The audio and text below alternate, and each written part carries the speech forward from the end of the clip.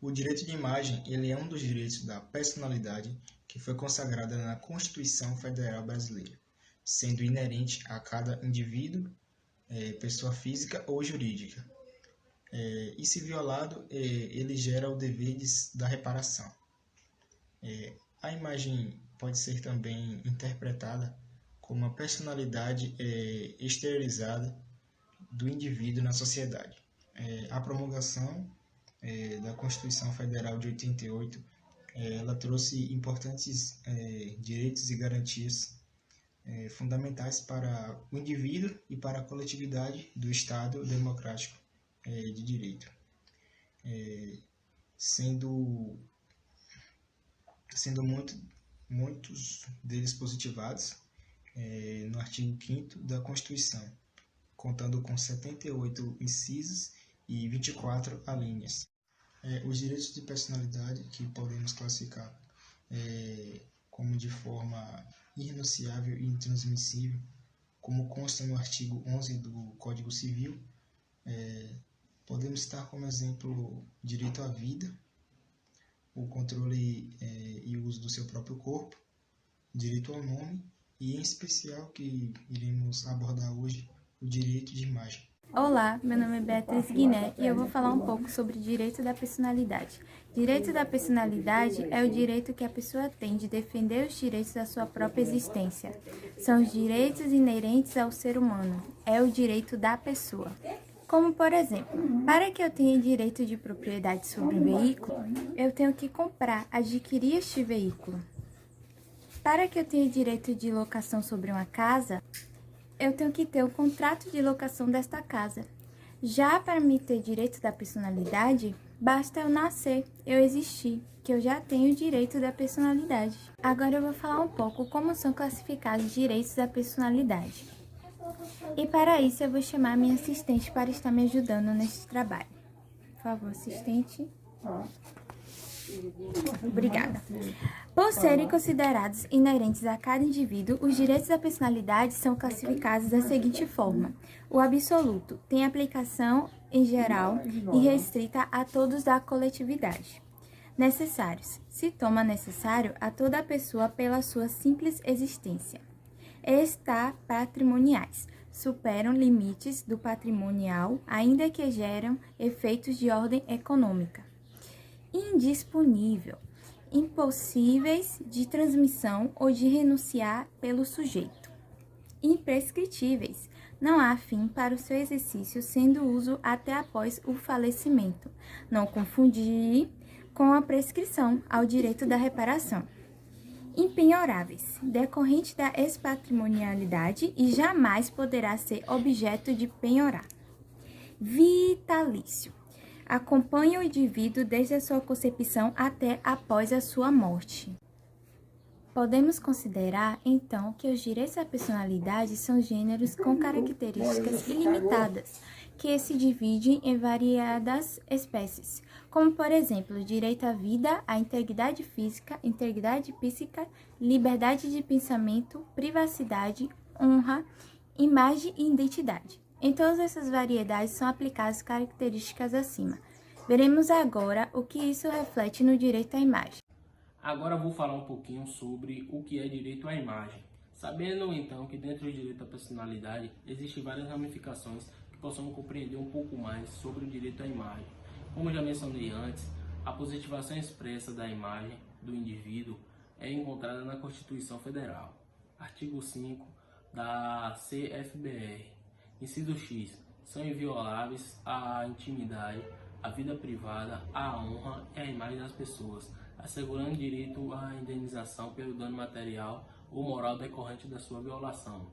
E na legislação infraconstitucional, também podemos verificar essa proteção, como no artigo 20 do Código Civil Brasileiro, na Lei de número 10.406, no artigo 20 do CC, salvo se autorizado, se necessária, a administração da justiça ou manutenção de ordem pública, a divulgação de escrita, a transmissão da palavra ou a publicação, a exposição ou a utilização da imagem de uma pessoa poderá ser proibida. O seu requerimento e sem prejuízo de indenização que couber, se atingirá a honra, a boa fama ou a respeitabilidade ou se destinados a fins comerciais. O que pode ser definido como imagem? Mais uma vez traremos aqui a conceituação dos professores Pablo Stolze e Rodolfo Pamplona, que em sua obra Manual do Direito Civil, ele nos ensina que o direito de imagem, em definição simples, constitui a extensão exterior sensível da individualidade humana, digna de proteção jurídica. Para efeitos didáticos, existem dois tipos de imagem que podem ser concebidas, como imagem-retrato, que é literalmente a forma física da pessoa, e a outra é imagem-atributo, que corresponde à exteriorização da personalidade do indivíduo, ou seja, a forma com que o indivíduo é visto socialmente. Vale destacar que a imagem está além apenas do atributo físico. O direito de imagem está comportada, inclusive, na transmissão sonora, ou seja, na proteção da voz de cada agente. Portanto, podemos dizer que a imagem ela está interpretada pela extensão da personalidade exteriorizada pelo indivíduo na sociedade. Proteção e violação ao direito de imagem.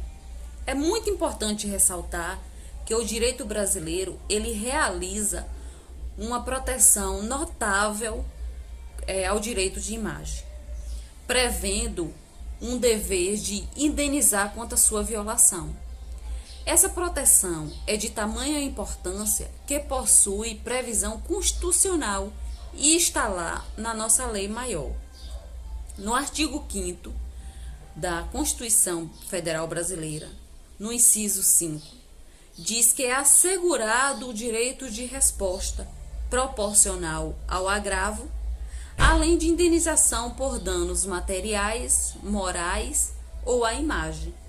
Assim também como está no artigo 20 do Código Civil Brasileiro, como foi falado anteriormente, está também na súmula 203 do STJ, onde diz que, independente de prova do prejuízo, a indenização pela publicação de imagens não autorizadas de pessoas com fins econômicos e comerciais.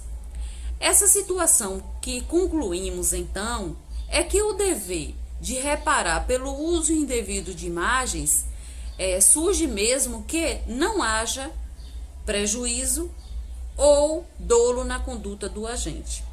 Aliás, com o início da era tecnológica e o uso frequentemente dos meios digitais, inúmeros são os casos onde há ofensa ao direito de imagem, mesmo que inconscientemente.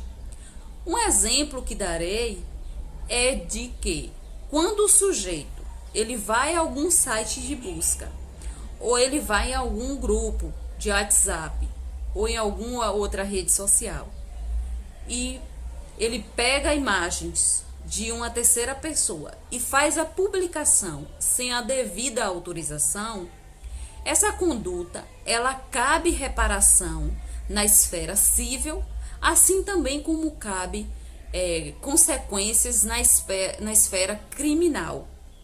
Portanto, salvo execuções que abordaremos mais à frente, a regra geral é que a violação ao direito da imagem gera, independente da prova do prejuízo, o dever de indenizar.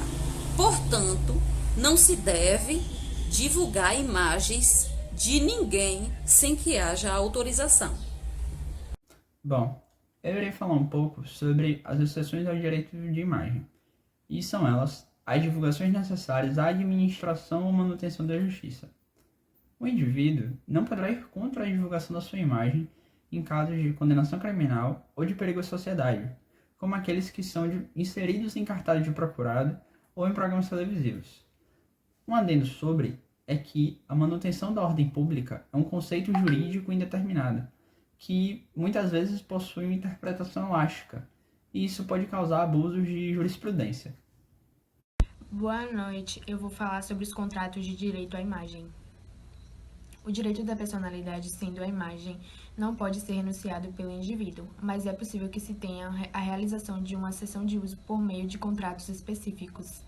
Os contratos de direito de imagem podem ser gratuitos ou onerosos, que ocasionam despesas a depender da negociação entre as partes.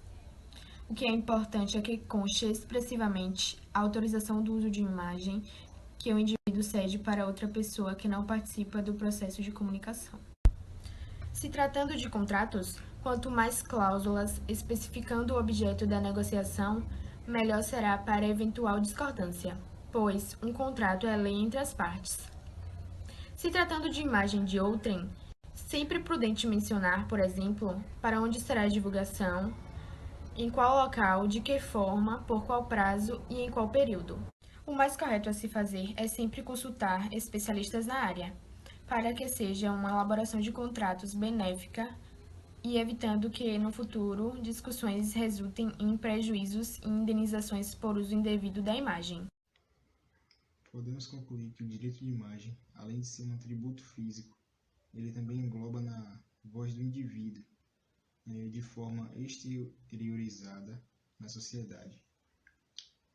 Sendo assim, um direito de personalidade, em especial de proteção do Estado.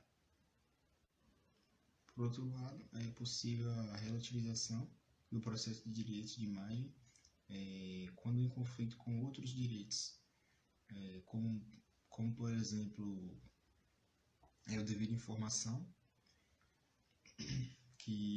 o que permite a divulgação com cautela na imagem de terceiros, embora não seja possível a transmissão ou renúncia, a cessão do uso de imagem ela pode ser contratada a fim de autorizar previamente o seu uso e sendo importantes para ambas as partes que estabeleçam o contrato, resguardando seus direitos.